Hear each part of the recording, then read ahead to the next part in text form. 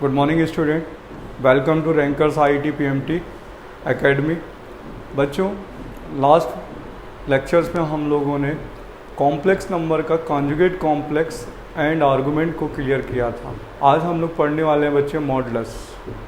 हम लोग ने पहले आप लोगों को वीडियो लेक्चर 1 में आपको अलजेब्रिक कॉम्प्लेक्स पढ़ाया था, जिसमें additional, subtraction and multiply and divide बताते हैं। नेक्स्ट प्रॉपर्टी पे मैंने आपको बताया था कि आर्गुमेंट कैसे निकालते हैं, कॉन्जुगेट कॉम्प्लेक्स कैसे निकालते हैं, मल्टीपल इन्वर्स कैसे निकालते हैं। आज मैं आपको बताने जा रहा हूँ बच्चों कि मॉडुलस कैसे फाइंड करते हैं और उसकी प्रॉपर्टीज़ क्या हैं। ओके बच्चों, देखिए मॉडुलस क्या होता है।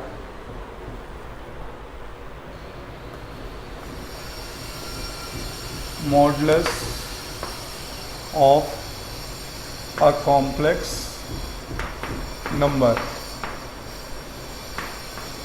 तो बच्चों लेट किया गया कि let a complex number z equal to x plus iota y lies on the complex plane. अच्छा, कॉम्प्लेक्स प्लेन यानी आर्गन प्लेन, ठीक है। तो जो मॉडुलस होता है बच्चों, then modulus of z represent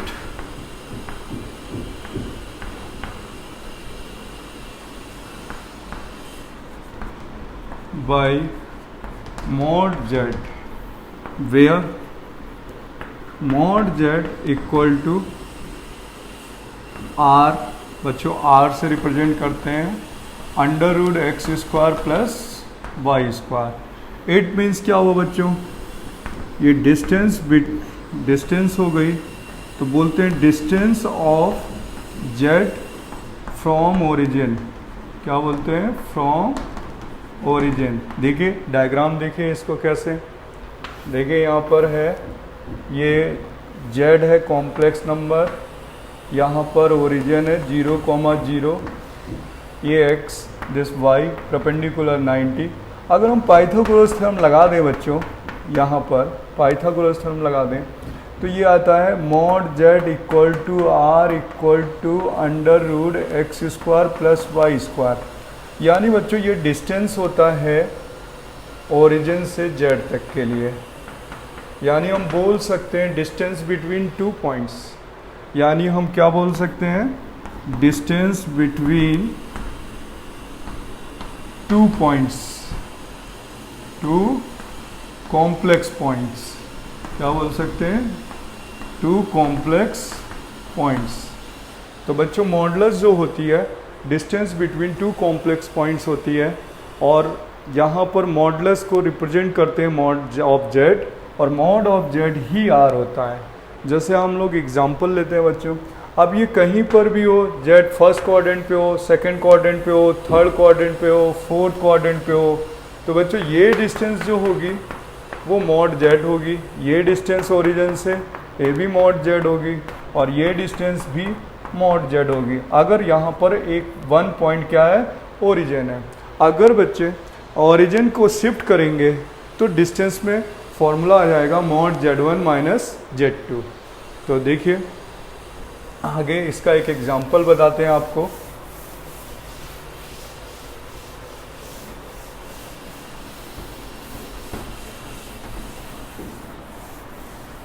देखिए एग्जांपल है कि इफ z इक्वल टू है 3 plus 4 iota, then mod z equal to हो जाएगा अंडर रूट बेटा 3 square plus 4 square. Answer is 25, यानी रूट 25 इज 5। डायग्राम से इसको समझते हैं बच्चे। देखिए ये 3 है, ये 4, z कितना रिप्रेजेंट करेगा? 3 प्लस 4 आयोटा। तो पाइथागोरस थ्योरम से फाइंड करें तो mod of z equal to होगा r under root 3 square plus 4 square. तो ये वैल्यू आ जाएगी बच्चों 5। ठीक है, तो मॉडुलस क्या हो गया? Distance of Z and origin, distance between Z and origin called the modulus. अब बच्चों ये नंबर अगर इसका कंजुगेट भी होता, जैसे सपोज जेड होता जेड इक्वल टू -5 -12 आयोटा, तो भी मॉड जेड कितना होता, अंडर रूट -5 का होल स्क्वायर प्लस -12 का होल स्क्वायर। वैल्यू आर से रिप्रेजेंट करते हैं, टोटल वैल्यू 25, 144, 169, आंसर इज 13। ठीक है, तो ये लेंथ हो गई या डिस्टेंस हो गई किसके बीच का, जेड और ओरिजिन के बीच का।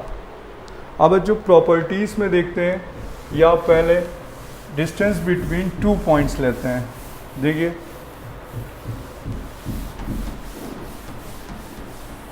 एक सेकंड केस होता है बच्चों, इस पर केस सेकंड है इस पर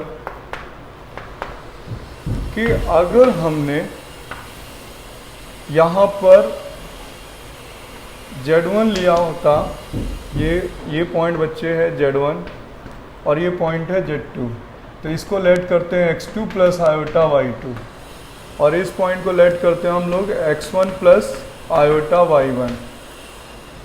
90 डिग्री है, तो बच्चों यहाँ पर ये पॉइंट बनेगा x1, 0, ये वाला पॉइंट बनेगा x2, 0।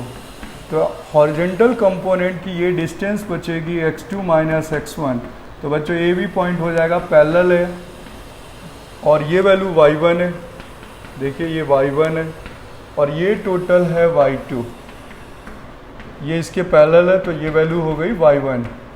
अब यहाँ पर ये वैल्यू कितनी आ जाएगी, y2 माइनस y1। अब यहाँ पाइथागोरस थ्योरम लगा दें बच्चों, यहाँ पे पाइथागोरस थ्योरम लगा दें, तो यहाँ पाइथागोरस थ्योरम लगाने पे मॉड जेड आ जाएगा, या इसको रिप्रेजेंट करेंगे r equal to mod z1 minus z2। देखिए ना, इनके डिस्टेंस को मॉड z1 माइनस z2 से रिप्रेजेंट करेंगे और ये जो वैल्यू आएगी यहाँ से कितनी निकलने वाली है, फाइंड आउट होगी मॉड z1 माइनस z2 या मॉड z2 माइनस z1, क्योंकि बच्चे मॉड लगा है, साइन चेंज पे कोई फर्क नहीं पड़ेगा। तो ये वैल्यू कितनी आ रही पाइथागोरस थ्योरम से, यहाँ देखिए बेस एंड परपेंडिकुलर, पाइथागोरस का थ्योरम लगाइए तो क्या बनेगा, x2 माइनस x1 का whole square plus y2 minus y1 का होल स्क्वायर। तो बच्चों z1 माइनस z2 का होल स्क्वायर क्या वैल्यू मिलता है हम लोगों को, x1 माइनस x2 भी लिख सकते हैं इसे और y1 माइनस y2 भी लिख सकते हैं और करके, क्योंकि रोटेशन पे साइन चेंज नहीं होगा। ठीक है, तो बच्चों ये फॉर्मूला है 2 पॉइंट्स के लिए। तो इस फॉर्मूले के हेल्प से बच्चे हम nature of triangle, nature of quadrilateral को भी हम एक्सप्लेन कर सकते हैं। देखिए ना, आपने क्लास 10th में जब वो पढ़ते हैं डिस्टेंस फार्मूला क्लास 10th में, तो आपको नेचर ऑफ ट्रायंगल बताना होता है कि आप ये इक्विलेटरल ट्रायंगल है, तो इक्विलेटरल ट्रायंगल के लिए डिस्टेंस फार्मूला लगाते थे, अगर ऑल 3 साइड्स आर इक्वल तो नेचर पता चल जाता था कि ये इक्विलेटरल ट्रायंगल है।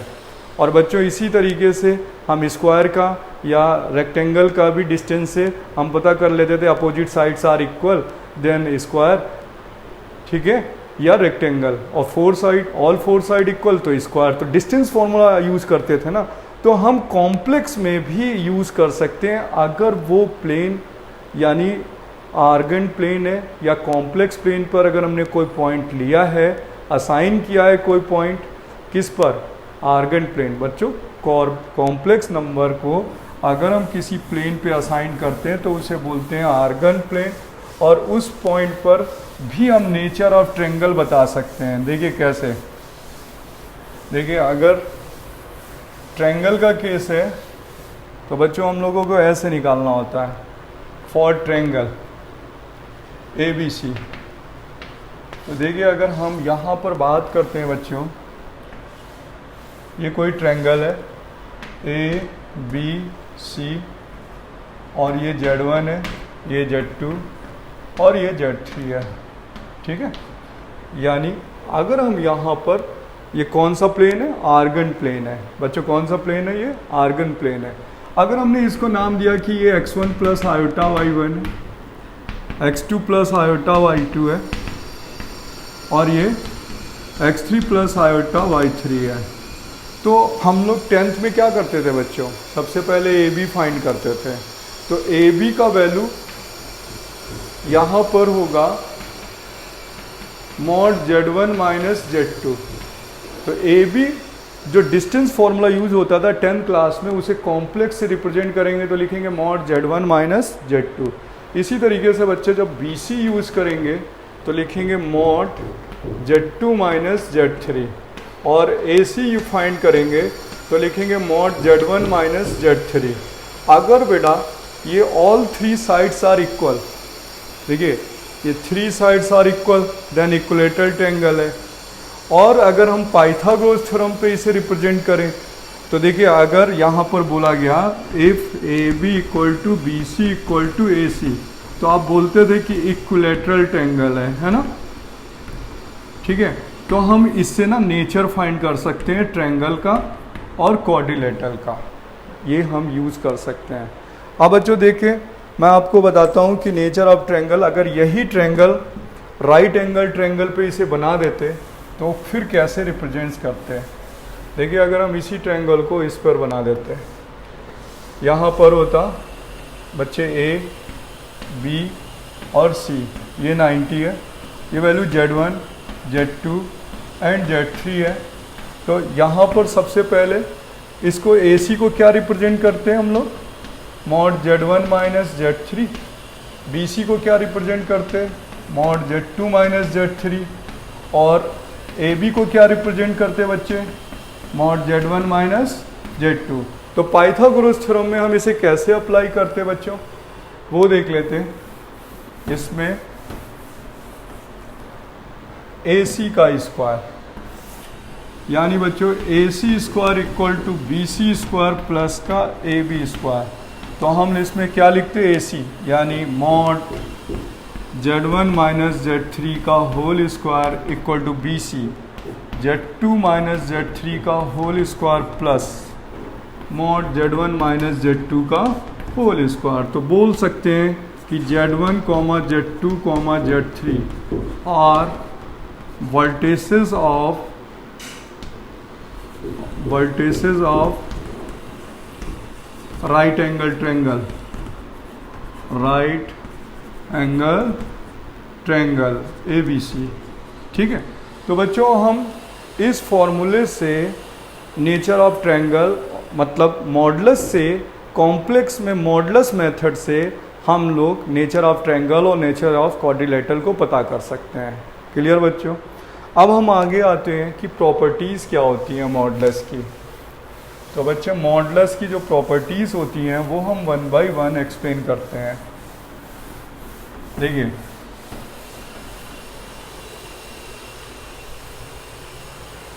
Properties of modulus, properties of modulus of complex number, ठीक है, मॉडुलस ऑफ कॉम्प्लेक्स, ठीक है। देखिए सबसे फर्स्ट प्रॉपर्टी होती है बच्चों कि mod z equal to mod z bar. मेरे लास्ट वीडियो लेक्चर्स में जो लोग देख रहे होंगे मैंने इसको प्रूव करके भी दिखाया है कि मॉड z जो है मॉड z बार के इक्वल होता है। सेकेंड होता है बच्चे कि mod z1 plus z2 equal to mod z1 plus z2 का whole bar and equal to z1 bar plus z2 bar. बच्चों ये इसका आंसर वही आता है जो इस वैल्यू का आएगा और वही इस आंसर आएगा, और ये भी मैंने आपको चेक करके दिया था। सी वाला केस होता है बच्चों कि z बार इक्वल टू होता है मॉड z स्क्वायर, ठीक है बच्चों। z बार क्या होता है, मॉड z स्क्वायर। ये इम्पोर्टेंट है क्योंकि अगर हम चेक करें तो ये वैल्यू और ये वैल्यू देखिए चेक करते हैं, x plus iota y, x minus iota y, और मॉड z की वैल्यू क्या होती है, under root x square plus y square whole square, इस पे a plus b a minus b. Then x square plus y square, और इसका square कर देंगे x square plus y square. L H S equal to क्या आ गया, R H S आ गया। तो बच्चों अब नेक्स्ट प्रॉपर्टी है इसी की मॉडुलस की, ये इंपॉर्टेंट है, और मैं इसी का और भी प्रॉपर्टी बताता हूँ इसी फॉर्म पे हम जो यूज़ करते हैं। देखिए क्या यूज़ होती है, अगर हमें कुछ ऐसा क्वेश्चन दे दिया जाता है, देखिए बच्चे z1 प्लस z2 का whole square plus z1 minus z2 का होल स्क्वायर, तो बच्चों ये एक प्रॉपर्टी की तरह ही वर्क करेगा ये क्वेश्चन, या आप इसे क्वेश्चन एज्यूम कर लें। तो इसे देखिए कैसे फाइंड करना होता है, लिखते हैं because mod z equal to होता है z बार, तो ये भी मॉडुलस है, इसका मीनिंग क्या हो जाएगा z1 plus z2 z1 bar plus z2 बार, और इसमें क्या आने वाला है z1 माइनस z2, ठीक है बच्चों, और आगे क्या आने वाला है z1 बार माइनस z2 बार। क्लियर, अब मल्टीप्लाई कर देते हैं, तो यहाँ जाएगा z1 बार, ठीक है, plus z1 bar plus z1 बार, और ये z2 बार, इधर भी मल्टीप्लाई करते हैं तो प्लस हो जाएगा z1 बार, फिर माइनस z1 बार माइनस z1 बार, माइनस माइनस प्लस z2 बार। अब देखिए क्या क्या कैंसिल हो रहा है, z1 z2 बार, ये और ये कैंसिल हो रहा है, z1 बार, ये और ये कैंसिल हो रहा है, ये और ये ट्वाइस हो गया बच्चों, तो twice z1 bar plus twice z2 बार। तो हम बच्चे इसको लिख सकते हैं twice mod z1 square plus twice mod z2 square, और यहाँ 2 कॉमन ले लीजिए तो मिल गया mod z1 square plus mod z2 square. तो ये एक प्रॉपर्टी भी हो सकती है और ये एक क्वेश्चन भी हो सकता है इस टाइप में। तो हमने आपको बताया फर्स्ट, सेकंड, थर्ड, और ये एक नया क्वेश्चन या प्रॉपर्टी आरडी में इस टाइप के क्वेश्चन सॉल्व होते हैं, ठीक है। नेक्स्ट आता है बच्चों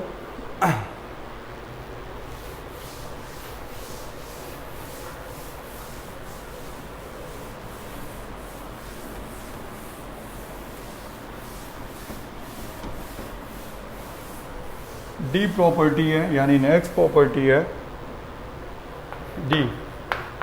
बच्चों इफ मॉड z की वैल्यू 1 है, मॉड z की वैल्यू 1 है, तो बच्चों इसका स्क्वायरिंग कर दें। क्या कर देते हैं, स्क्वायरिंग बोथ साइड। तो जब हम स्क्वायरिंग बोथ साइड करने वाले हैं तो क्या मिलने वाला है, mod z square equal to 1 का स्क्वायर, और इसे हम लिख सकते हैं बच्चों z बार, लिख सकते हैं mod z equal to z bar equal to 1। तो बच्चों अगर मॉड z की वैल्यू 1 है तो z बार 1 हो जाता है। इसी तरीके से सिमिलरली बच्चों अगर मॉड z की वैल्यू 2 है तो स्क्वायर करेंगे तो यहाँ आ जाएगा mod z square equal to 4, तो z बार की वैल्यू 4 हो जाती है। अगर नेक्स्ट है मॉड z की वैल्यू 3 है, स्क्वायर करेंगे तो ये वैल्यू 9 हो जाती है, देन z बार की वैल्यू 9, ठीक है। अब बच्चों इसी को हम इसमें हम क्या ट्रांसफ़र कर सकते हैं, यहाँ पर हम इसे किसी को भी रेसिप्रोकल वैल्यू भी फाइंड कर सकते हैं। तो ये प्रॉपर्टी नंबर डी। अब इस पर भी एक क्वेश्चन होता है, डी पर भी एक एग्जाम्पल है, देखिए डी पर एक एग्जाम्पल है, डी पर प्रॉपर्टी डी पर, ठीक है, प्रॉपर्टी डी पर एक एग्जाम्पल है। If mod z1 equal to 1, mod z2 equal to 2, mod z3 equal to 3 and mod z1, ठीक है बच्चों, z1 z2 plus z2 z3 plus z3 z1 equal to 24, then find करना है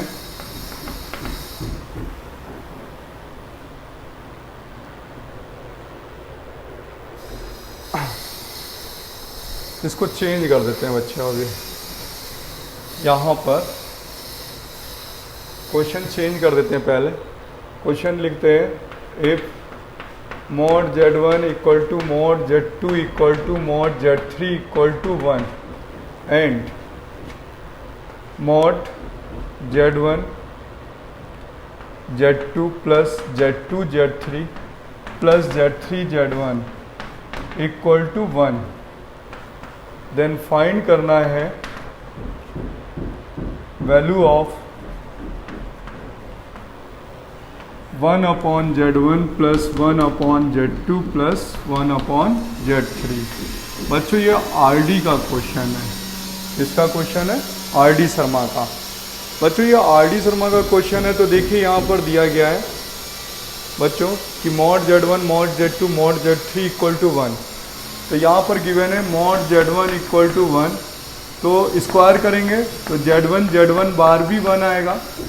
mod z2 की value है 1, तो z2 बार भी 1 होगा and mod z3 equal to 1, तो z3 bar equal to also 1।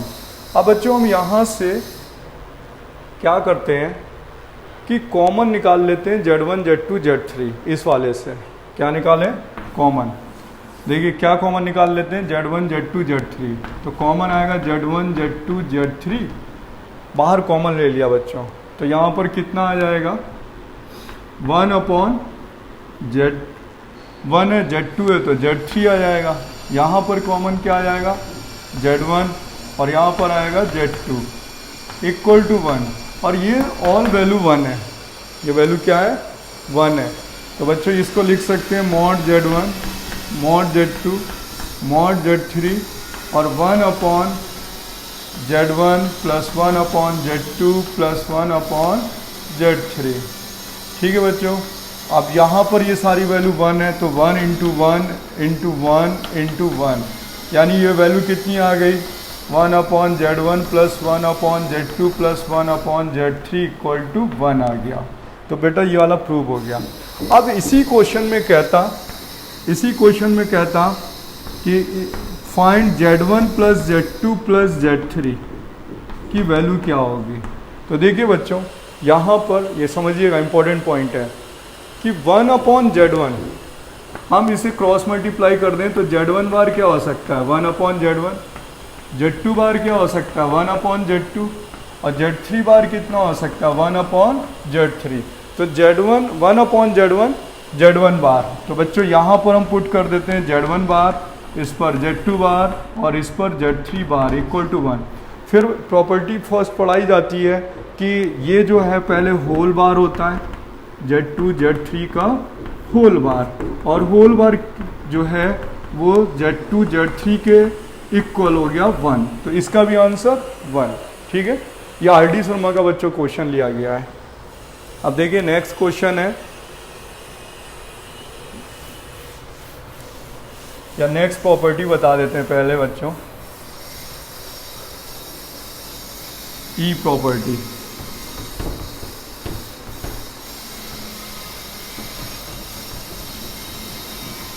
देखिए ई प्रॉपर्टी जो होती है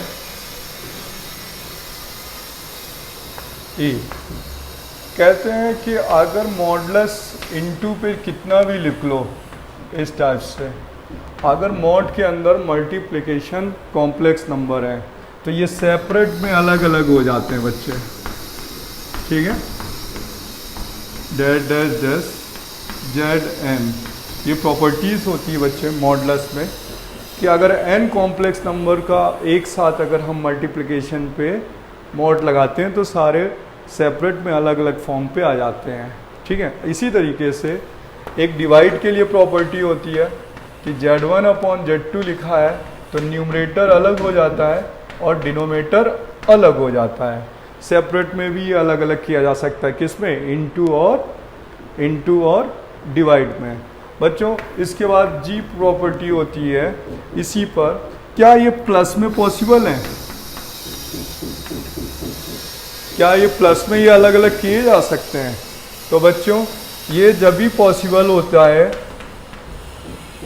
ठीक है, ये जब भी पॉसिबल होता है, इसके लिए कंडीशन होती है, ये तभी पॉसिबल होता है जब argument of Z1 minus argument Z2 zero के इक्वल होता है, यानी cos θ1, ठीक है, माइनस cos θ2, यानी cos θ1 माइनस θ2, आर्गूमेंट जीरो यानी cos जीरो, यानी अगर हम ये वैल्यू θ1 माइनस θ2 की वैल्यू अगर हम जीरो पुट कर देंगे तो लिखा जाता है कि cos θ1 माइनस cos θ2, इसकी वैल्यू जीरो पुट करोगे तो 1 आ जाएगा। तो ये जब भी पॉसिबल होता है, ये कंडीशन प्लस में जब भी पॉसिबल होती है जब साथ में आर्गूमेंट Z1 माइनस Z2 कितना हो, जीरो हो, तब ये इक्वल में पॉसिबल होता है।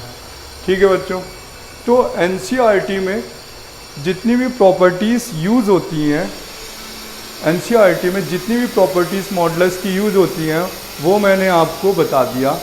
अब मैं ये बताना चाहता हूँ कि बच्चों इसमें NCERT में एक मिसलेनियस में क्वेश्चन होता है और उसमें क्या दिया जाता है,